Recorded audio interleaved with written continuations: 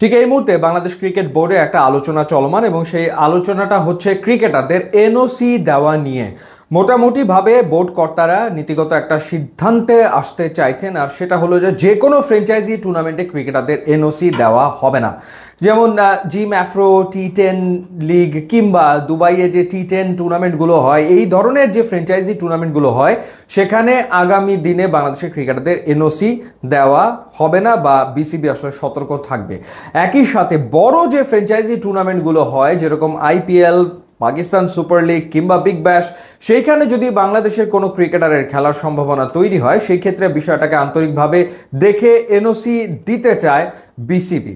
এবং যদি সেটা হয়ে থাকে তাহলে তাসকিন এবং মুস্তাফিজের আসন্ন আইপিএলে খেলার সম্ভাবনা আসলে প্রবল, সেটা আসলে বলাই যায়। আর 12 দিন পরেই শুরু হয়ে যাবে ইন্ডিয়ান প্রিমিয়ার লিগ। এবং যে খবরটা শোনা যায় সেটা হচ্ছে যে মুস্তাফিজের সাথে আলোচনায় রয়েছে কলকাতা নাইট রাইডার্স এবং তাসকিন আহমেদের সাথে আলোচনায় রয়েছে লখনৌ সুপার জায়ান্টস। সাধারণত ফ্র্যাঞ্চাইজিগুলো কি করে, তারা অকশন থেকে প্লেয়ারদেরকে নেয় দলে, কিন্তু যখন অকশন থেকে তারা প্লেয়ারদের দলে নেয় না, যখন ডিরেক্ট কোনো প্লেয়ারের সাথে তারা যোগাযোগ করে, সেই যোগাযোগটা হয় ফ্র্যাঞ্চাইজির এজেন্টের সাথে। সেই ক্রিকেটারের যে এজেন্ট থাকে তাদের ভেতরে আলোচনা হয়, নেগোসিয়েশন হয় এবং তারপরে দেখা যায় যে ক্রিকেটারদের সাথে ফ্র্যাঞ্চাইজিগুলো চুক্তি আসলে করে। মুস্তাফিজের সাথে কলকাতা নাইট রাইডার্সের এজেন্ট যারা রয়েছে, মুস্তাফিজের এজেন্টদের সাথে তাদের আলোচনা চলমান রয়েছে এবং একই সাথে লখনৌ সুপার জায়ান্টসের এজেন্ট যারা রয়েছে তাদের সাথে তাসকিন আহমেদের এজেন্টদের যোগাযোগ আসলে হয়েছে বা কথাবার্তা এখনও চলমান আসলে রয়েছে, তাদের টার্মস অ্যান্ড কন্ডিশনস রয়েছে।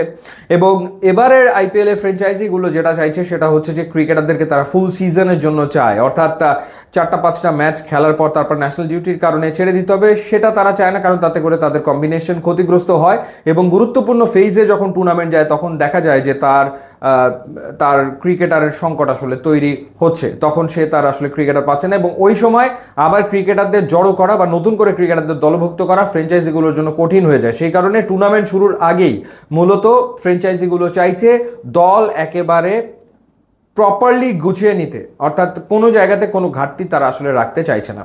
আর যেহেতু অনেক ফাস্ট বোলাররা বা অনেক ক্রিকেটাররা ইনজুরিতে এই মুহূর্তে আসলে রয়েছে এবং বেশ কয়েকজন ক্রিকেটার আইপিএল থেকে নাম প্রত্যাহার করে নেওয়ার কারণে আসলে এই মুহূর্তে ফ্র্যাঞ্চাইজিগুলো এসে তারা প্লেয়ার সংকটে খানিকটা ভুগে তারা দ্রুত প্লেয়ারদেরকে দলভুক্ত করার চেষ্টা আসলে করছে।